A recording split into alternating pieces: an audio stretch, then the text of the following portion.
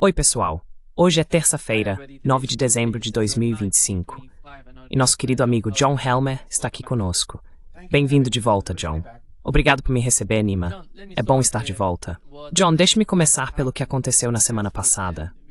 Não tivemos muita cobertura, sabe? Não se falou muito sobre o que aconteceu na Índia entre o presidente russo e Modi. Quando você observa a visita de Vladimir Putin à Índia e sua reunião com Modi, quais foram os objetivos mais importantes dessa visita? E qual foi a importância dela?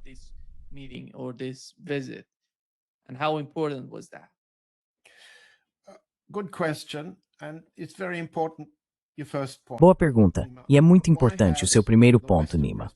Por que a imprensa ocidental, especialmente a mídia dos Estados Unidos, e por que a mídia de podcasts deixaram de cobrir algo tão significativo para a Rússia, assim como para a Índia e a China? Por que ignoraram isso? Por que a nossa cobertura, a cobertura da nossa mídia, o foco que damos ao nosso público, é tão centrada em Washington e em Trump? Neste caso específico, é muito importante entender o quanto a nossa mídia está fora de foco e, portanto, o quão confuso o nosso público está maior.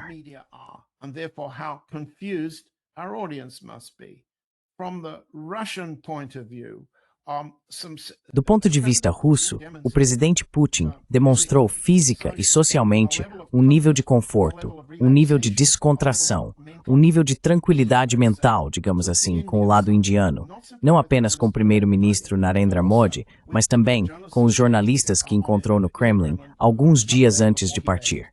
Havia uma sensação de relaxamento enquanto ele discutia o mundo multipolar, em que Índia, China e Rússia são as principais potências nucleares. Cada uma delas tem problemas significativos de enfrentamento com o presidente Trump. O nível de descontração, a clareza e a articulação que Putin mostrou aos indianos são bastante incomuns. Em segundo lugar, do ponto de vista russo, o objetivo era demonstrar compromisso com a parceria estratégica em todas as frentes com os indianos.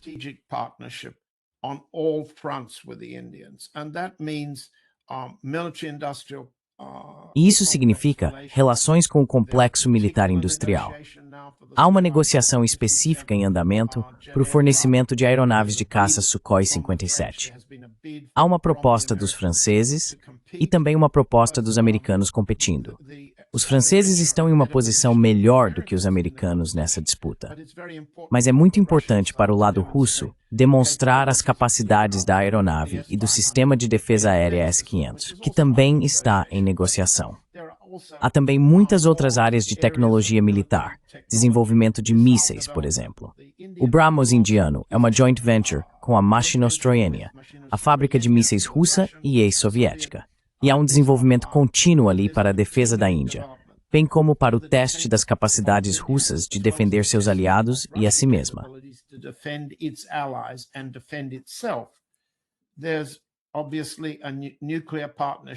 Há, obviamente, uma parceria nuclear, tanto no campo da energia nuclear quanto no controle de armas nucleares. Há grande interesse do lado russo em desenvolver uma variedade de negócios. E podemos voltar ao que ainda não está claro do lado russo em relação ao investimento na Índia, porque o investimento russo lá é extremamente pequeno e precisa crescer para construir uma base para essa parceria estratégica. Do lado indiano, há algo muito importante que as pessoas fora da Índia não entendem. A Índia está em ascensão, não apenas como uma potência regional, mas como uma potência global. E a Índia, como o próprio presidente Putin disse aos indianos na entrevista à televisão India Today antes de partir, não é mais colônia de nenhum império, não mais. Essa mensagem é profundamente popular na Índia. A Índia quer respeito por sua independência e sua soberania.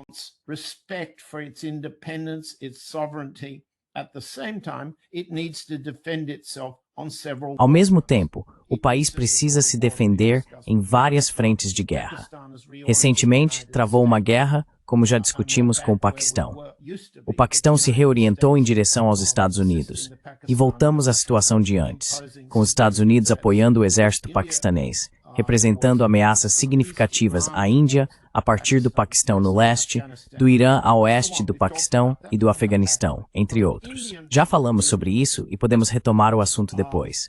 Mas do ponto de vista indiano, o objetivo é consolidar a posição da Índia como uma grande potência global, de modo que a Troika, ou como é chamada na Índia, o RIC, Rússia, Índia e China, seja reconhecida como um bloco dominante e em expansão.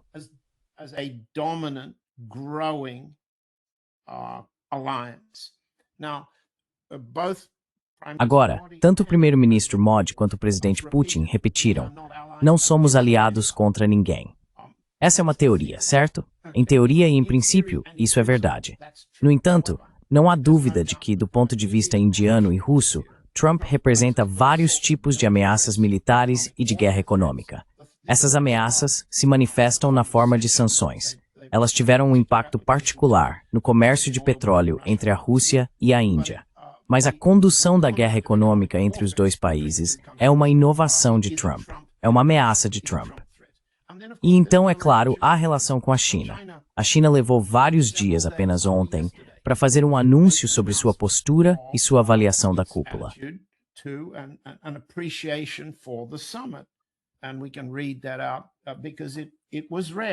E podemos interpretar isso porque foi algo raro. Também foi, digamos assim, um eufemismo, pois há desconfiança mútua tanto do lado indiano quanto do lado chinês. Para que lado a Rússia se inclinará, militar ou diplomaticamente, se houver outro conflito de fronteira no Himalaia, como já aconteceu no passado entre Índia e China? Agora, Índia e China têm uma nova oportunidade de reconstruir pontes e estabelecer novas formas de relações diretas militares, defensivas e econômicas. A China é um importante parceiro comercial da Índia, muito mais relevante para o comércio indiano do que a Rússia e muito mais diversificado a longo prazo. Portanto, o que Trump está fazendo na região é, na verdade, incentivar China e Índia a construírem novos tipos de relacionamento.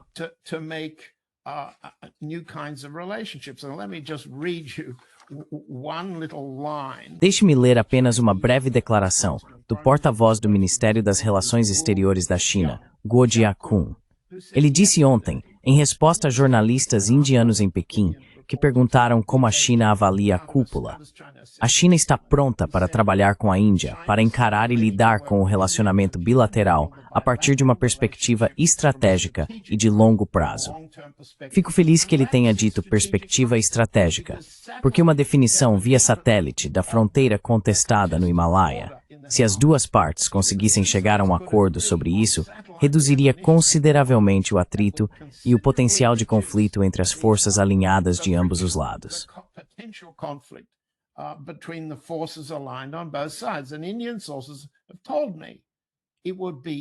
Fontes indianas me disseram que seria muito vantajoso se, para o avanço prático do relacionamento, China e Índia pudessem chegar a um acordo sobre uma linha de fronteira definida por satélite, definida por GPS, e assim reduzir o espaço para atritos e conflitos, como ocorreu em 2020.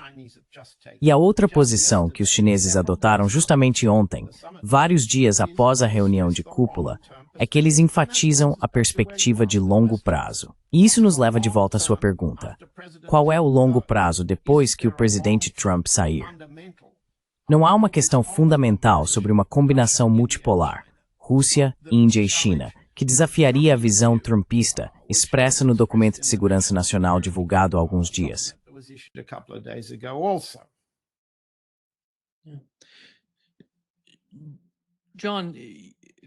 John, você acha que a Rússia ainda está tentando mediar de alguma forma entre a Índia e a China? Como você vê as coisas caminhando nessa direção? E qual é a importância disso? Porque com o passar do tempo, você mencionou a relação entre esses três países. Na minha opinião, a Índia está se tornando uma superpotência. Mas como isso é possível sem se aproximar mais da Rússia e da China? Faz parte da agenda da Índia se aproximar dessas duas superpotências. Eles já são bem próximos da Rússia. Mas e quanto à China?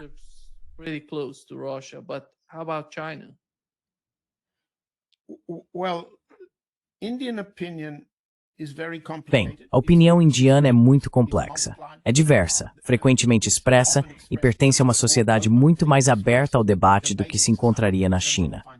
E há motivo para desconfiança, algo que os indianos manifestaram antes da visita de Putin. Dmitry Peskov, porta-voz de Putin, teve uma sessão de briefing com jornalistas indianos. E um deles perguntou explicitamente: se houver um conflito entre a Índia e a China no Himalaia, para que lado a Rússia se inclinará? Por alguma razão estranha, Peskov não estava preparado para a pergunta. É uma questão tão óbvia. A forma como os indianos a colocam, e eu diria também a forma como os chineses a colocam do outro lado, são ambas atuais. E ela exige uma resposta russa.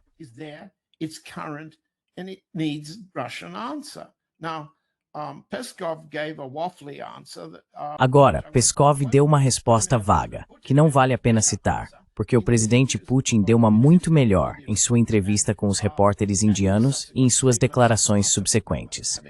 Ele teve um jantar de 2 horas e meia com o primeiro-ministro Modi em sua residência, seguido por um dia de cerimônias, discursos e a assinatura de acordos na última sexta-feira.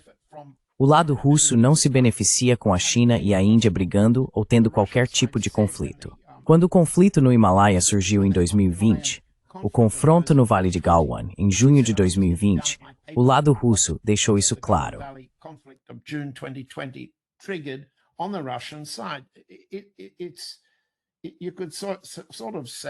Pode-se dizer que é uma futilidade diplomática. Estamos observando com grande atenção o que está acontecendo na fronteira entre a China e a Índia. Acreditamos que isso é muito preocupante. Achamos que os dois países são capazes de tomar as medidas necessárias para evitar que tais situações ocorram no futuro. Foi isso que Dmitry Peskov disse em 2020, quando ocorreram os combates no Vale de Galwan. E houve mortes. Soldados morreram. A abordagem do Ministério das Relações Exteriores da Rússia foi dizer, em aparência, que não tomam partido. Lamentamos os combates. Gostaríamos que terminassem. O lado russo pode mediar e, de forma eficaz, aproximar o presidente Xi do primeiro-ministro Modi e Modi de Xi.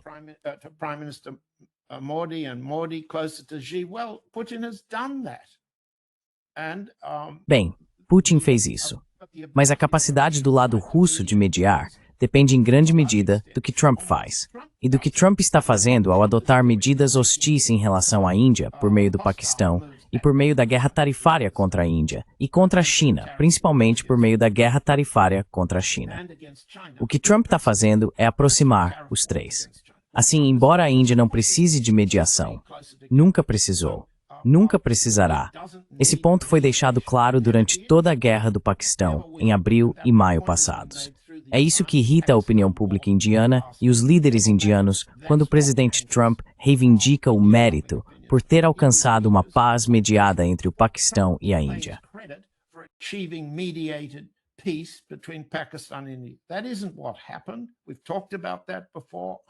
Não foi isso que aconteceu. Já falamos sobre isso antes. Eu sei que os ouvintes discordam, mas os fatos no terreno são diferentes. Vamos deixar por isso mesmo. As pressões da guerra sobre a Índia, as pressões de conflito tanto sobre a Índia quanto sobre a China, vindas dos Estados Unidos da política de Trump, estão tendo um impacto maior, digamos assim, em aproximar os dois, Índia e China, do que qualquer mediação de uma terceira parte. Por outro lado, a boa vontade da rua tem ambas as direções. E o princípio simples e de longa data em que os três concordam, ou permanecemos juntos ou caímos separados. E Trump é o carrasco.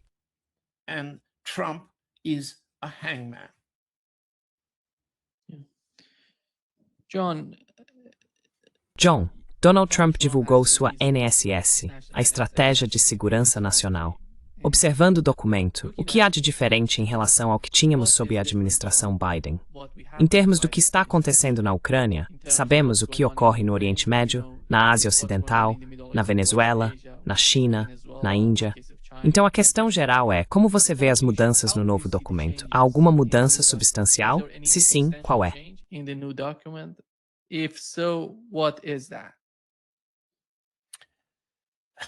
Good question. Boa pergunta. Mudanças substanciais? Na verdade, não. Eu colocaria assim.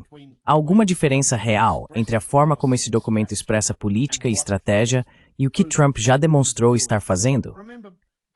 Lembre-se, lá no início, quando começamos a analisar o governo Trump em janeiro e fevereiro, enfatizamos o formulador de estratégia, Elbridge Colby, no Pentágono, e seus parceiros, que tiveram a ideia de que os estadunidenses deveriam ajustar suas capacidades militares para onde fossem mais eficazes, retirar-se da guerra na Ucrânia e deixar que os europeus lutem, se necessário, ou alcançar algum tipo de paz que preserve a Ucrânia, preserve os europeus e enriqueça os Estados Unidos.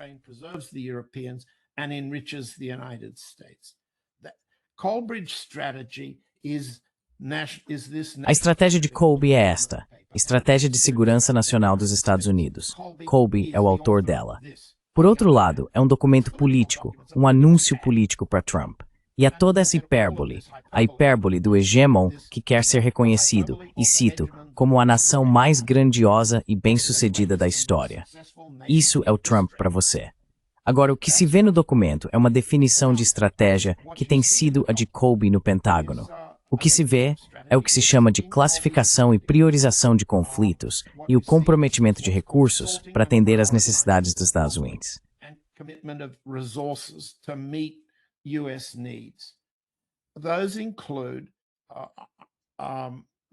Isso inclui o Domo Dourado, um fator seriamente desestabilizador na estratégia nuclear, na destruição mútua assegurada, a estratégia MAD.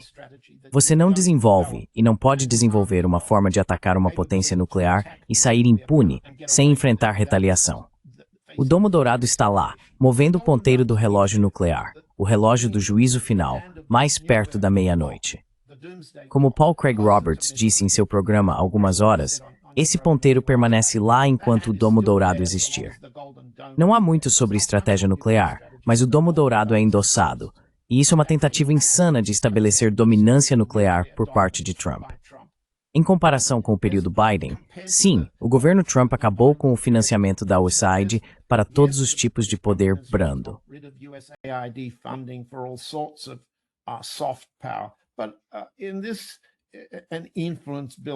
Mas nisso há construção de influência, subversão e propaganda por toda parte. Este documento endossa a mesma coisa, apenas usando métodos diferentes, o mesmo compromisso com o que é chamado, estou citando, de poder brando inigualável.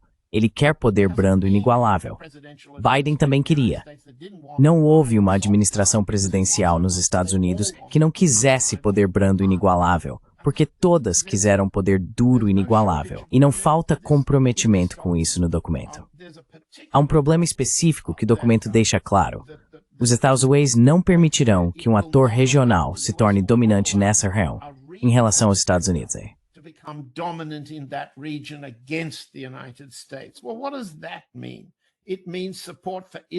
Bem, o que isso significa? Significa apoio a Israel para continuar destruindo e ameaçando o Irã e buscando uma mudança de regime no Irã. Significa a destruição dos árabes como um grupo unificado, a destruição da Síria, que acabamos de ver.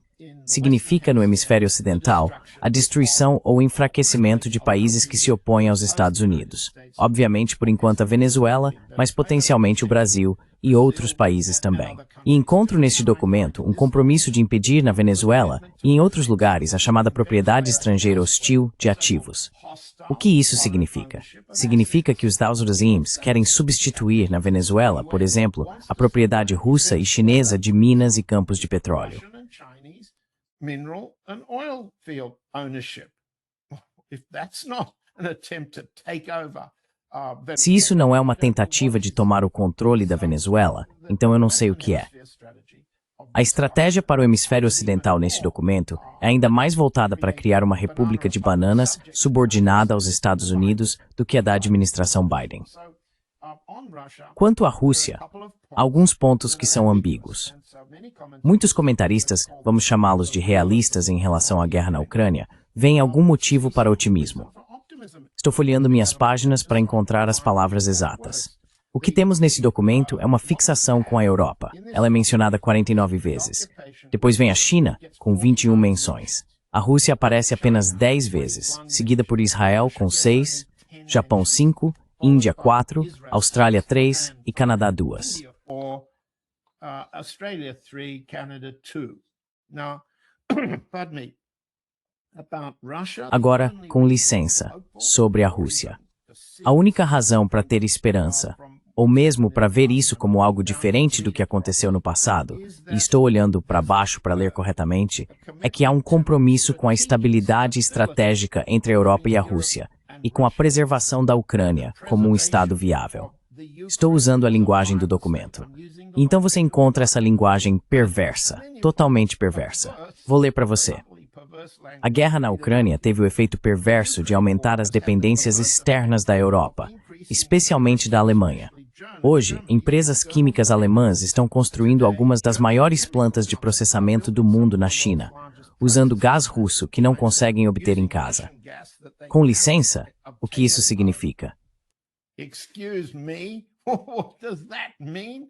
The Biden administration participated in this. A administração Biden participou da destruição do Nord Stream, e a administração Trump, ou o próprio Trump, por sua própria assinatura aqui, e Kobe no Pentágono, acham que isso foi uma boa ideia.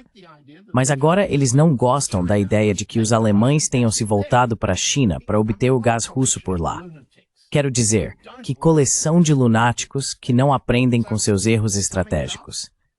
Resumindo, não vejo muito motivo para acreditar que esse documento de segurança nacional seja outra coisa, senão uma propaganda de todas as loucuras às quais Trump e seus homens, incluindo Kobe e Rubio no Conselho de Segurança Nacional, estão totalmente comprometidos, sem respeito ou qualquer mudança de sentimento em relação a seus adversários, Rússia, Índia e China.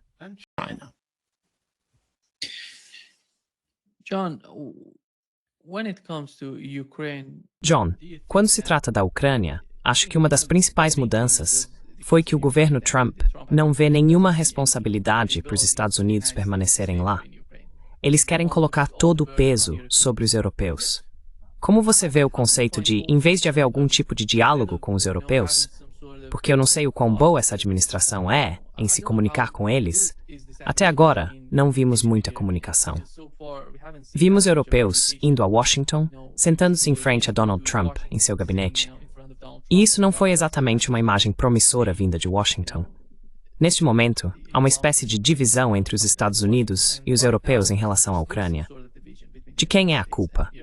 Quanto do que está acontecendo depende do que a Europa está fazendo, e quanto está relacionado às políticas do governo Trump e à sua atitude. Talvez não devêssemos... Maybe we shouldn't try to say whose fault it is. Tente dizer de quem é a culpa, porque a combinação dos objetivos dos Estados Unidos e da Europa na luta contra a Rússia no campo de batalha ucraniano tem contradições, embora também compartilhem alguns objetivos comuns. Basicamente, e já dissemos isso muitas vezes antes, Trump nunca pode se dar ao luxo de perder uma guerra. Não da forma como a guerra foi perdida no Vietnã, nem da forma como foi perdida em Cabul pelo governo Biden. Vencer, vencer, vencer é a doutrina desse homem. E ele acredita, tanto pessoal quanto politicamente, que sofrerá seriamente se for percebido como alguém que perdeu a guerra na Ucrânia. Portanto, ele quer encobrir sua retirada. Em uma situação sem vitória, ele se afasta.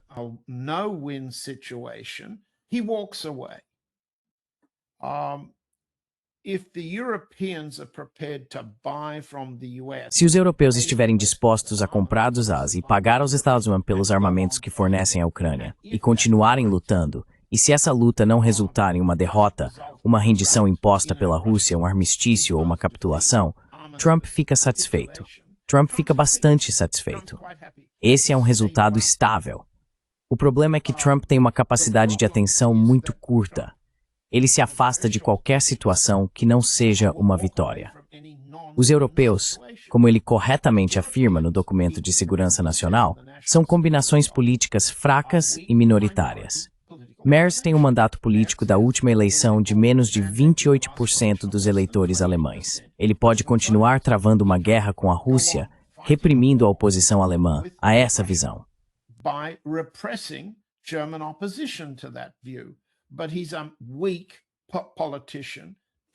Mas ele é um político fraco, tentando desesperadamente continuar lutando uma guerra, porque a perspectiva de perder essa guerra significaria a destruição iminente do governo e da coalizão de Merz. O mesmo pode ser dito de Macron. tentando governar a França com uma taxa de popularidade entre 10% e 15%, sem apoio, ou, com muito pouco, um apoio minoritário instável na Assembleia Nacional, o parlamento. Macron governa por meio da guerra e de decretos executivos, e essa é uma posição muito fraca, tanto politicamente quanto internamente. Ele também não pode se dar ao luxo de perder essa guerra. Trump entende isso. Os americanos também entendem. O mesmo vale para Starmer, que vence uma eleição esmagadora, mas agora está atrás do Partido Reformista de Nigel Farage.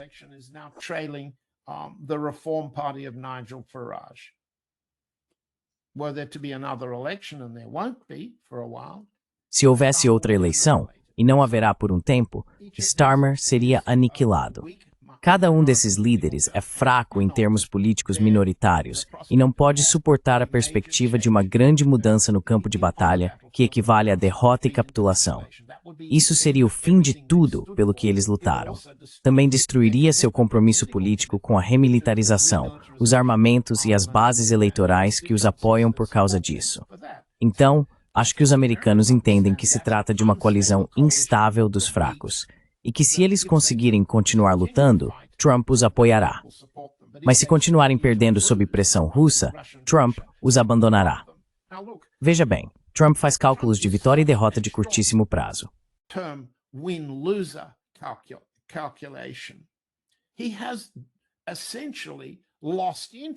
Ele basicamente perdeu o interesse nas negociações de paz desde que enviou Witkoff e Kushner a Moscou na terça-feira da semana passada, 2 de dezembro. É óbvio. Quando Trump foi questionado, nas 24 horas seguintes, sobre o que havia acontecido nessa suposta negociação crucial de 5 horas com o presidente Putin, ele disse que não sabia. Posso ler o que ele disse.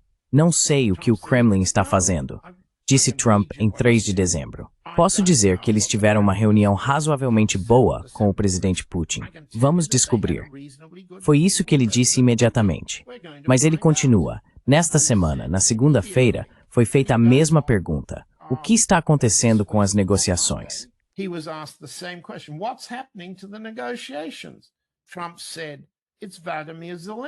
Trump disse, é o Vladimir Zelensky que não sabe o que está acontecendo.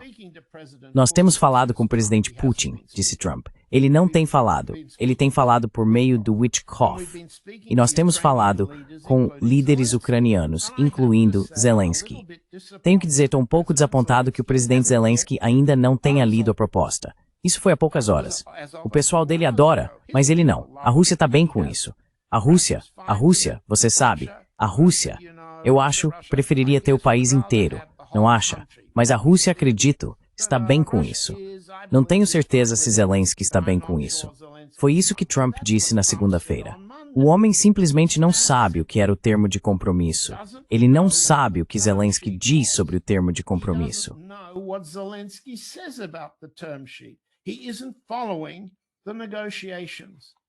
Ele não está acompanhando as negociações.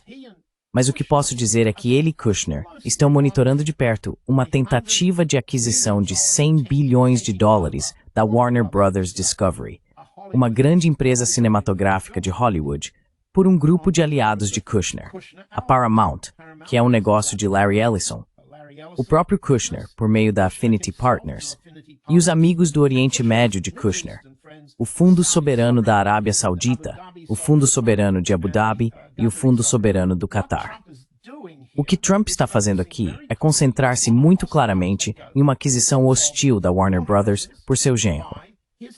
E só porque a Warner Brothers rejeitou a turma de Kushner, é melhor eu enfatizar, eles são uma turma. Trump disse ontem que pode vetar o acordo, porque ele potencialmente ameaça criar um monopólio em certos meios de comunicação.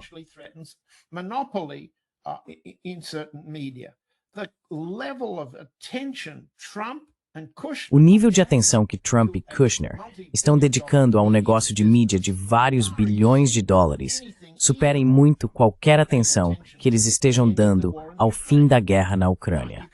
Você pode ler tudo sobre as propostas de contrato entre Warner Brothers, Netflix, Paramount e Kushner na imprensa financeira. Mas não se encontra nada com esse tipo de clareza nas declarações de Trump, dos ucranianos ou dos europeus sobre como alcançar a paz em uma guerra na Europa. Então, para resumir, O que estou tentando dizer aqui? Trump está recuando de tudo o que não pode mostrar que está vencendo. Como ele acha que pode estar perdendo na Ucrânia, vai repassar essa derrota aos europeus, desde que eles o paguem o dobro para continuar, se é isso que querem fazer para evitar suas próprias perdas políticas.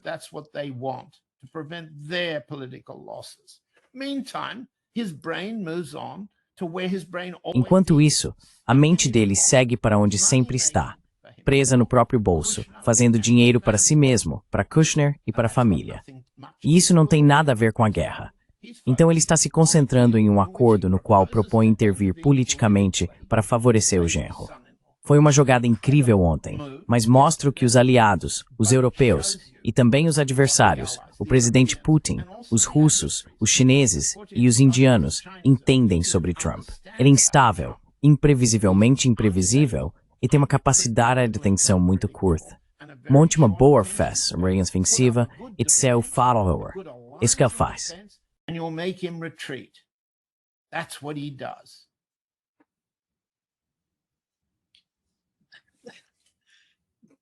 FIFA.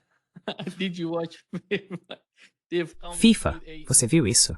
Eles criaram um novo prêmio da paz, a primeira vez na história da FIFA, e o entregaram a Donald Trump. Foi incrível de ver. John, olhando para os europeus hoje, você acha que, depois da cúpula em Londres, onde todos se reuniram, a Europa pode continuar a guerra na Ucrânia? Ou de alguma forma conseguir prolongar o conflito sem os Estados Unidos? É isso que está passando pela cabeça dos europeus?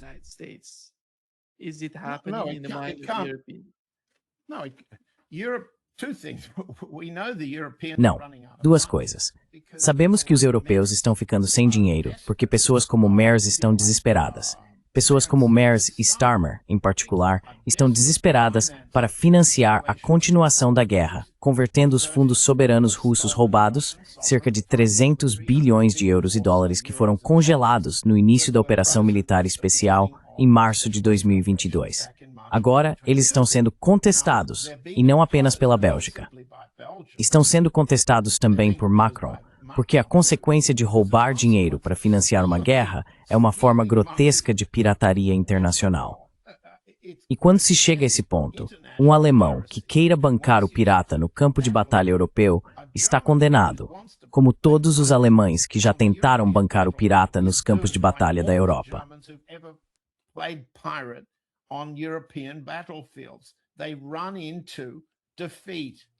Eles estão caminhando para a derrota, especialmente porque a Rússia já está avançando. Então a resposta simples para sua pergunta é que toda essa discussão sobre usar as reservas dos bancos russos é, na verdade, os europeus admitindo que não podem pagar a conta.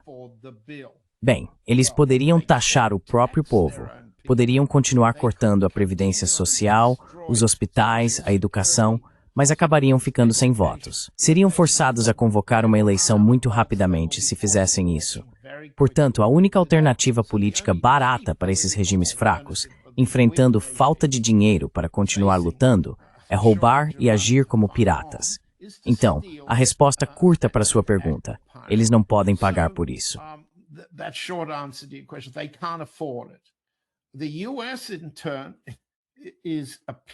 Os Estados Unidos, por sua vez, parecem considerar que é extremamente perigoso para as reservas cambiais de todos os países, especialmente para os próprios Estados-membros, como guardiões da dominância do dólar e detentores das reservas internacionais de ouro, entre outros. É perigoso para o Tesouro Americano se surgir uma ameaça fundamental a todas as reservas, pois isso torna os Estados-Unidos, os alemães e os britânicos, e seus centros financeiros completamente pouco confiáveis. Assim, o restante do mundo terá de desenvolver alternativas diferentes, não apenas novos sistemas de pagamento para evitar as sanções americanas, como Índia, China e Rússia estão fazendo, mas também novas formas de preservar reservas e interagir entre si.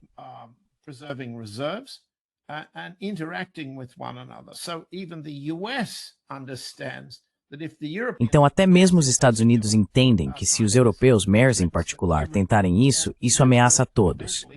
E Merz acabará tendo que recuar. O problema europeu é como continuar lutando quando no campo de batalha a Rússia continua avançando para o oeste. E como fazer isso sem a ajuda dos Estados Unidos, a menos que seja paga?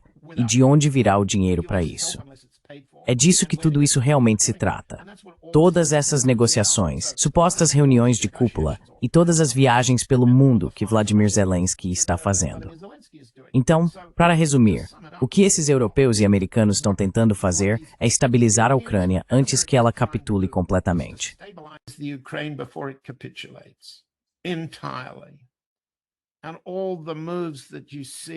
Todos os movimentos que você vê, os chamados esforços anticorrupção, as auditorias, as discussões sobre o financiamento da ajuda militar à Ucrânia, tudo isso é projetado para ganhar tempo diante de uma capitulação, para mudar a aparência da derrota total do empreendimento da OTAN e dos Estados Unidos de destruir a Rússia na Ucrânia. Está caminhando para uma derrota total. Entenda que do ponto de vista de um podcast ou da mídia, é preciso ter uma manchete. A derrota total vai acontecer a qualquer momento.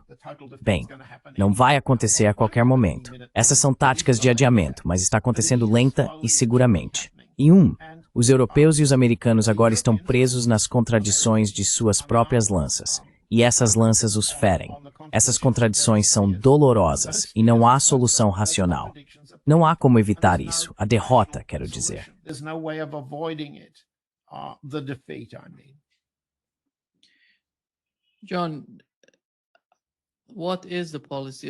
John, o que você acha que é a política da Rússia em relação a Odessa? Eu não sei quanto tempo vai levar para os europeus se sentarem à mesa, ou para os ucranianos decidirem encerrar o conflito na Ucrânia. Mas, como você mencionou, os Estados Unidos estão saindo de cena, e isso vai colocar muita pressão sobre os europeus, junto com os ucranianos.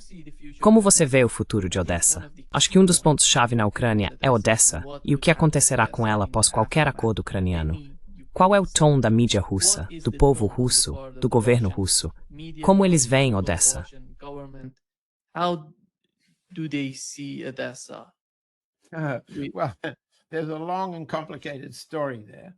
Bem, há uma história longa e complicada aí. Por um lado, posso te dizer, pela família da minha esposa russa, e pela experiência da maioria dos russos, que Odessa é uma cidade cheia de trapaceiros. Cheia de trapaceiros. E houve alguns romances russos famosos e comédias de cinema sobre a desonestidade dos habitantes de Odessa em certo momento, então não vou romantizá-la. Por outro lado, se você quiser romantizar a cultura russa de Odessa, sim, podemos falar sobre isso também. Eu já escrevi sobre o assunto. Se alguém quiser procurar Odessa in Dances with Bears, a história cultural russa de Odessa. Politicamente, hoje a situação é que, primeiro, Odessa tem sido uma base principalmente para ataques britânicos contra navios russos no Mar Negro.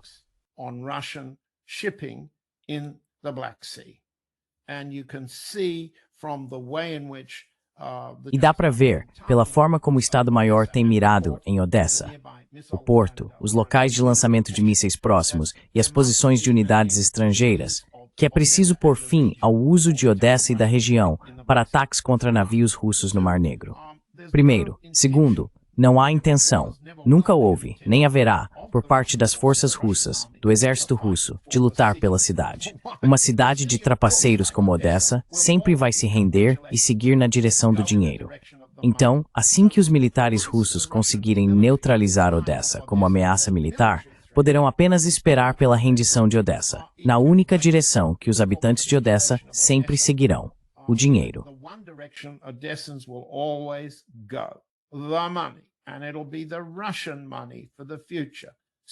E será dinheiro russo no futuro. Então, pelo que entendo, e da forma como minhas fontes falam sobre Odessa, não há razão para a Rússia gastar força considerável, sangue ou recursos em um cerco a Odessa. Nenhuma razão.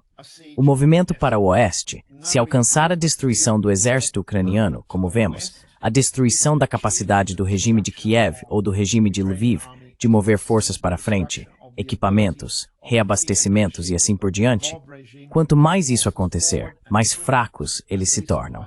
E quanto mais próximo da capitulação estiver o regime em Kiev, o Estado-Maior, mais completa será a destruição da resistência restante ao longo da linha.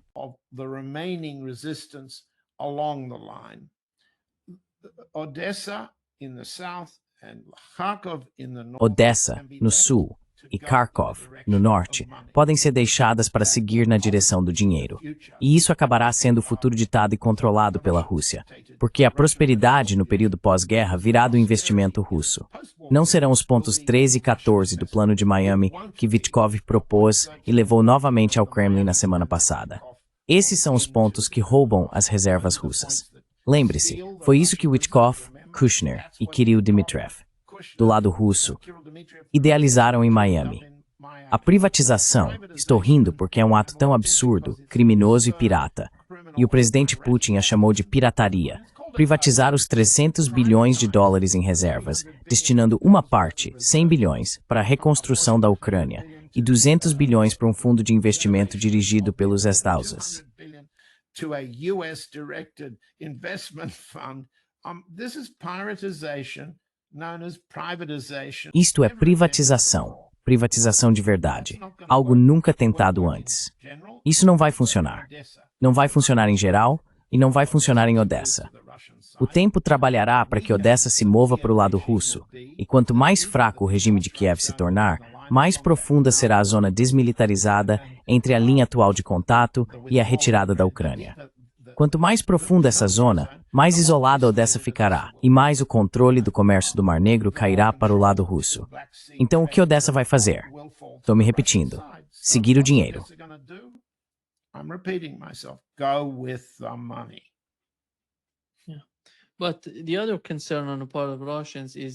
Mas a outra preocupação dos russos são esses ataques terroristas a petroleiros russos. Sim, soubemos pelo governo russo que se a Ucrânia continuar com esse tipo de ação, atacando petroleiros, eles vão, você sabe, desconectar a Ucrânia do Mar Negro. E estão falando em capturar Odessa. Não há outra maneira. Odessa, Nikolaev.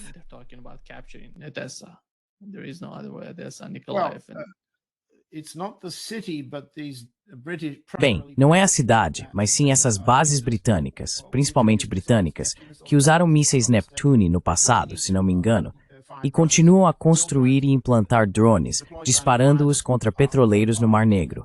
Esses são os locais que os russos têm atacado, e eles também atingiram as instalações portuárias por onde chegaram armamentos e assim por diante. E sim, alguns dos ataques terroristas, incluindo a explosão da ponte da Crimeia, começaram em Odessa, na região de Odessa. Isso foi enfatizado pelo presidente Putin e pelo primeiro-ministro Modi. Tanto o lado indiano quanto o russo concordam que irão combater o terrorismo.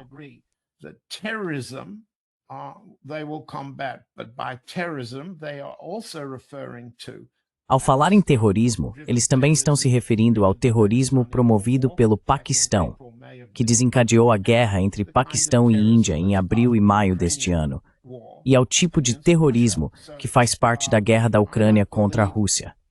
Então eu não acredito, você pode me criticar ou me corrigir se eu estiver errado. Eu não acredito que você encontrará uma força russa significativa que vá sitiar Odessa, a cidade. As ameaças militares estão ao redor de Odessa, e eles estão sendo atacados praticamente o tempo todo, junto com a campanha de guerra eletrônica para derrubar o fornecimento de energia. Isso responde à sua pergunta.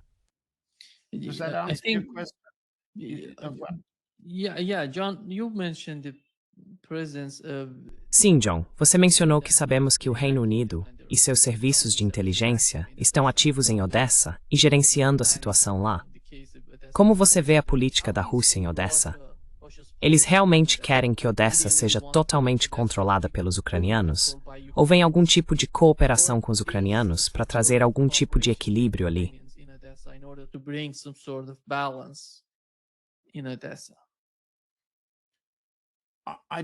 Eu não sei a resposta para essa pergunta.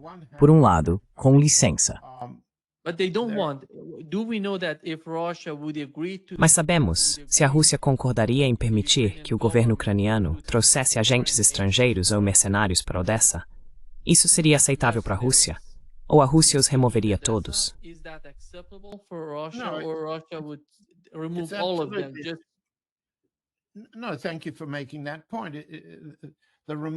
Não. Obrigado por levantar esse ponto. A retirada de todas as unidades estrangeiras, assessores estrangeiros e o fim do compartilhamento de inteligência estrangeira do território da Ucrânia é um ponto explícito na proposta russa que foi apresentada em Istambul em junho. Isso continua fazendo parte do raciocínio russo. E Putin disse aos indianos, ele jantou com o primeiro-ministro Modi, explicou a situação, e Modi agora concorda e entende. Não pode haver ocupação de nenhuma parte do território ucraniano por forças estrangeiras, compartilhamento de inteligência estrangeira ou apoio estrangeiro ao terrorismo que resulte em ataques que prolonguem a guerra contra o território russo. Portanto, limpar os subúrbios de Odessa é uma tarefa militar. Será feita. O que restará é a disposição da população de Odessa para votar. The readiness of the Odessan population to vote. Now, when the Kiev mayor Quando o prefeito de Odessa, nomeado por Kiev, convocou uma votação sobre a remoção da estátua da Imperatriz Catarina, a Grande, de uma praça da cidade, o resultado foi, grosso modo, uma maioria a favor de sua retirada. Mas isso foi na época em que Kiev controlava o prefeito. E quando o regime em Kiev, apoiado e financiado pelos Estados Unidos, pela OTAN e pelos britânicos, ainda mantinha um controle firme sobre Odessa. Esse controle agora está desaparecendo. Não posso dizer muito sobre o prefeito, que está sendo investigado por estar próximo demais dos russos. Mas esse pequeno episódio nas últimas semanas mostra o quanto Kiev está nervosa com a possibilidade de Odessa votar de acordo com seus interesses econômicos e se mover novamente, como sempre fez historicamente, na direção do dinheiro russo.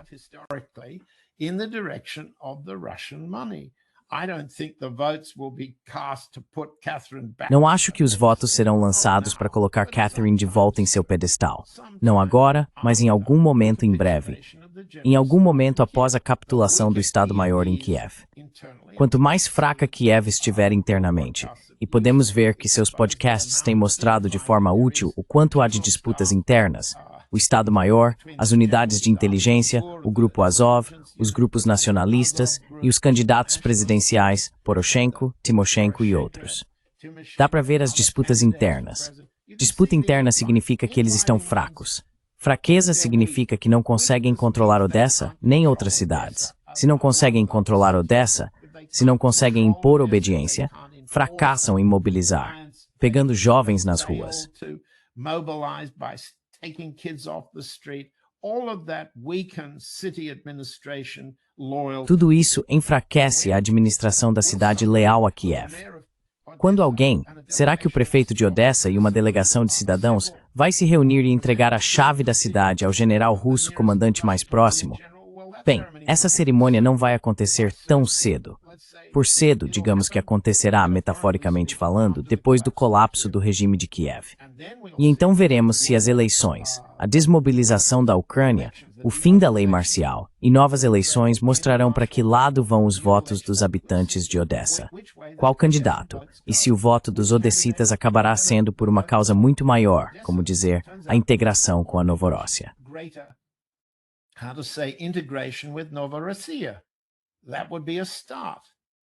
We'll also see Isso seria um começo. Também veremos que tipo de comércio marítimo e portos restarão à Ucrânia sob o regime que permanecer. Eu diria que continua sendo uma estratégia dos Estados Unidos manter uma operação portuária viável na região ucraniana. Se terão sucesso nisso, não sabemos. Mas o futuro de Odessa será mais independente de Kiev do que tem sido desde o colapso da União Soviética. E quando for independente, acho que a maioria do nosso público pode concordar. E a maioria dos especialistas em Moscou também concorda que Odessa votará de acordo com o próprio bolso, o bolso de trás, a carteira. their pocket, their back pocket, their wallet. John, we know that the new John, nós sabemos que o novo mapa da Ucrânia é totalmente diferente do que era antes do início do conflito em 2022. E a realidade de hoje é que a parte oriental da Ucrânia agora faz parte da Rússia. Isso mudaria enormemente os movimentos políticos na Ucrânia.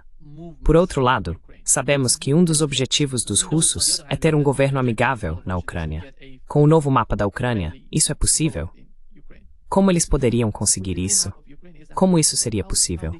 E como você vê a parte ocidental da Ucrânia elegendo alguém disposto a trabalhar com os russos? Se esse for o principal objetivo, afinal, após qualquer acordo ou tratado,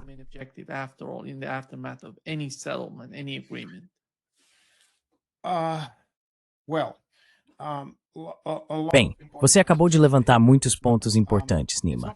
Não é apenas o mapa que mudou. A população é metade do que já foi, e os ucranianos no exterior não têm desejo de voltar.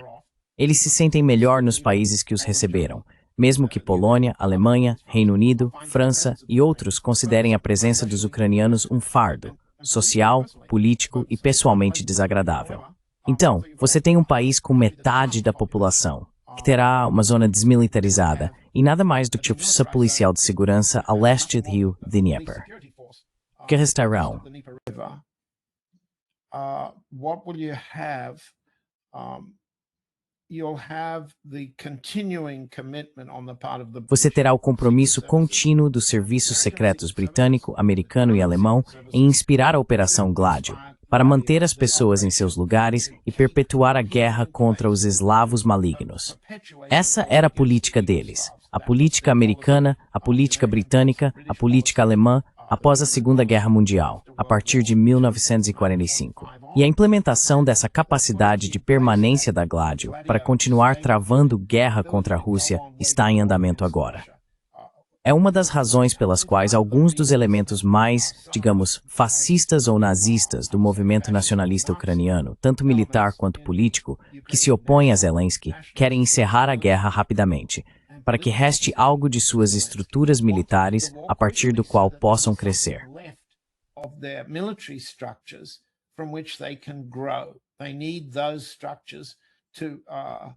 Eles precisam que essas estruturas sejam preservadas para continuar arrecadando dinheiro, para continuar lutando, provavelmente baseadas em Lviv e não em Kiev. Então você tem esse tipo de, pelo que entendo, isso faz parte das disputas de sucessão, das lutas políticas em Kiev nesse momento. A melhor maneira, como já disse antes, é ler Events in Ukraine, de Korotayev. É um bom site que resume e analisa, de forma inteligente e independente, a política interna da Ucrânia. Muito além da minha capacidade ou das minhas fontes para lhe dar respostas. Então, com uma força doméstica comprometida com o que será chamado de terrorismo contra a Rússia para sempre, o que se pode fazer? O que se pode fazer?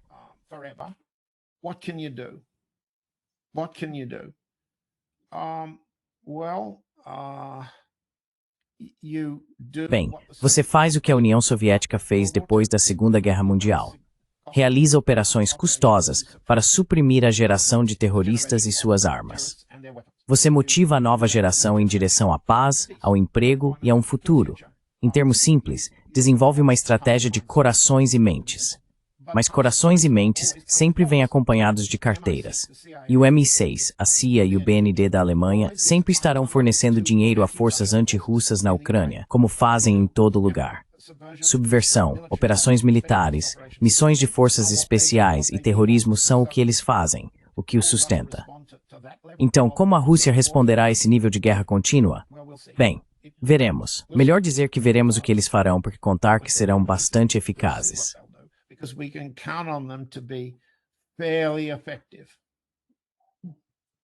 Sim. Thank you so much, John. Great pleasure, as always. Muito obrigado, John. Um grande prazer, como sempre. Obrigado pela participação. Teremos um mundo diferente em uma semana. Espero que possamos voltar e tentar dar sentido a isso para o nosso público, desde que eles não estejam obcecados, como dissemos no início do nosso programa, com a visão de Washington. Porque a visão de Delhi, a visão de Moscou e a visão de Pequim são diferentes e estão mudando o mundo, e precisamos acompanhar a forma como eles pensam. Exatamente. Até mais, John. Obrigado.